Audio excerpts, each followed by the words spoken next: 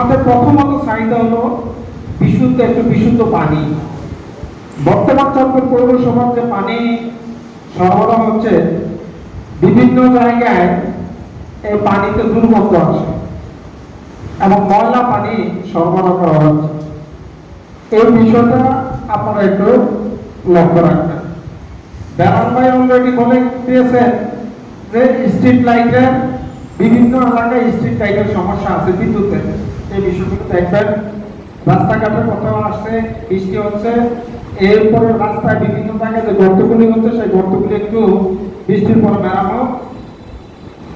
আর বিভিন্ন সার্টিফিকেট নিতে গেলে আমরা পৌরসভায় একটা হয়রানির শিকার হচ্ছি।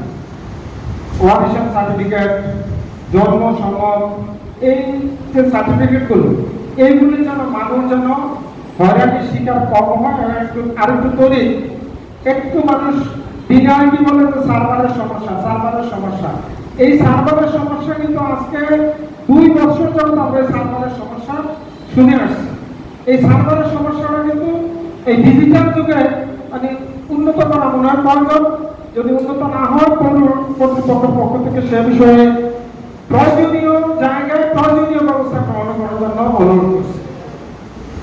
আর আমি এই বাজেটে স্বাস্থ্য সেবা, শিক্ষা সেবার প্রতি নজর দেওয়া আমি প্রয়োজন মনে করি। আমাদের চাঁদপুর পৌরসভার এমন কিছু এলাকা আছে, অনুন্নত এলাকা আছে, সেখানে স্বাস্থ্য সেবাটা দেওয়া পৌরসভার পক্ষ থেকে বিগত দিনে দেখেছি চাঁদপুরে দাতব্য চিকিৎসালয় ছিল পৌরসভার অধীনস্থ। সেই দাতব্য চিকিৎসালয়গুলি এখন বন্ধ হয়ে আছে। অবশ্যই এটা হয়তো মানে অর্থনৈতিক সংকটের কারণে, কিন্তু আমি এই বাজেটে এই দাতব্য চিকিৎসালয়গুলো মানে পুনরায় চালু করা যায় কিনা এই বিষয়ে আপনারা লক্ষ্য করবেন। এবং শিক্ষা ব্যবস্থার পক্ষ এসেছে আমাদের কাজী শাহবাগ ভাই বলেছেন পৌরসভা শিক্ষা প্রতিষ্ঠানগুলো আছে, কিন্তু এগুলো শিক্ষার মান মানে ভালো না বিনায় সেখানে কিন্তু অভিভাবকরা তাদের সন্তানদেরকে ভর্তি করাতে চাচ্ছেন। একটা শিক্ষার মান উন্নয়নের বিষয়ে আপনারা সদা দৃষ্টি রাখবেন। আমি আরেকটা কথা বলতে চাই, শহরে যে যানজট নিরসনের জন্য একটা প্রাথমিক কাজ পৌরসভার পক্ষ থেকে মনে হয় করা যায় যে রেল লাইনের দক্ষিণ পাশে, রেলের দক্ষিণ সীমানা দিয়ে এই চাঁদপুর হোটেলের দক্ষিণ পাশ দিয়ে একটা রাস্তা যদি আমরা পূর্ব দিকে একদম মানে যেটা এখন ফরিদগঞ্জ চাঁদপুর বাইপাস সড়ক হয়েছে, সেটা হয়েছে রেলের উত্তর পাশে, এটা যদি আমরা দক্ষিণ পাশে একটা রাস্তা করতে পারি, তাহলে আমাদের মনে হয় চাঁদপুর পৌরসভার যানজট অনেকটা কমবে। ডাম্পিং স্টেশনের কথাটা, ডাম্পিং স্টেশনের জন্য একটু গত মিটিং এ আলোচনা হয়েছে যে জমি, এটা কি বলে, আওয়াজ জমি রদবদল করা, মালিকানা পরিবর্তন করা করে একটা মানে ডাম্পিং স্টেশন করা হবে। এটা যে জমির মালিক, সেখানে মনে হয় জমির মালিক বেশি হওয়ার কারণে এটা মনে হয় একটা সমস্যার সৃষ্টি হতে পারে।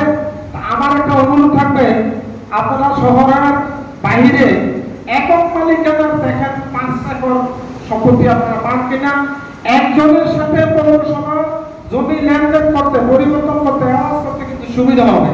আর যদি 25 জনের 5 একর জায়গা হয়, তাহলে 25 জনের সাথে কিন্তু জমি আওয়াজ বদল করতে কিন্তু সমস্যা হয়। একজনের জমি পাওয়া যায় কিনা এই বিষয়ে আপনারা একটা কমিটি গঠন করে আপনারা জমি তল্লাশির জন্য দেখতে পারেন। এই সন্ধ্যেবেলা যে ডাম্পিং স্টেশনটা আছে, এই এলাকার এটার আশেপাশে, এটা চতুর্দিকের মানুষ, আমিও কিন্তু এটার পাশের মানুষ, এটা চতুর্দিকের মানুষ কিন্তু এখন এই এলাকাটা বসবাসের অযোগ্য হয়ে যাচ্ছে। শীতকালে ধোঁয়া এবং এই সিজনে দুর্গন্ধ, 2 সিজনে 2টা সমস্যা। এটা একটু আপনারা মানে নজর দেবেন, আমি আপনাদের প্রতি বিনীতভাবে অনুরোধ করছি। আর আরেকটা কথা আমি বলতে চাই যে বাইতুল আমিন চত্বর থেকে সিএনজি স্টেশনটা, এই যে সিএনজি গাড়িটা এখানে রেখে তারা মতলব ফরিদগঞ্জ, হাজীগঞ্জ বিভিন্ন জায়গায় যে প্যাসেঞ্জার গুলো এখান থেকে রেখে মানে বহন করতে চায়, এইটা শহীদ মিনারের পূর্ব পাশে একটু বহন প্রয়োগ করা হোক, মানে প্রশাসনিক ব্যবস্থা গ্রহণ করো। শহীদ মিনারের পূর্ব পাশে যে নির্ধারিত স্থানটা রাখা আছে সিএনজি স্টেশনের জন্য সেখানে তাদেরকে পাঠানোর ব্যবস্থা করা হোক। আর আমি এবার আলোচ্য সূচির যে 3 নম্বর বিষয়ে আমি কিছু কথা বলতে, কয়েকটা সমস্যার কথা বলতে চাই। সেই সমস্যাগুলো হলো 1 নম্বর ওয়ার্ডে আমাদের চেম্বার অফ কমার্সের কমলা আছেন, উনি নিশ্চয়ই ওনার নলেজে আছেন। এবার আমি মে দিবসে শ্রমিকদের একটা কর্মসূচিতে যাওয়ার কারণে আমি এই সমস্যাটার কথা জানতে পারি। ভুইয়ার ঘাট, যে ঘাটটি আছে সেই ঘাটটি দিয়ে প্যাসেঞ্জার এবং মালামাল মানে উঠানামা করে। ভুইয়ার ঘাটটা একটু পাশের জায়গা আছে, একটু প্রশস্ত করলে মানুষের চলাচলে সেখানে প্রতি বছর কিছু শ্রমিক এই বস্তা নিয়ে ওঠানামার সময় কিন্তু তারা অ্যাক্সিডেন্ট হয়।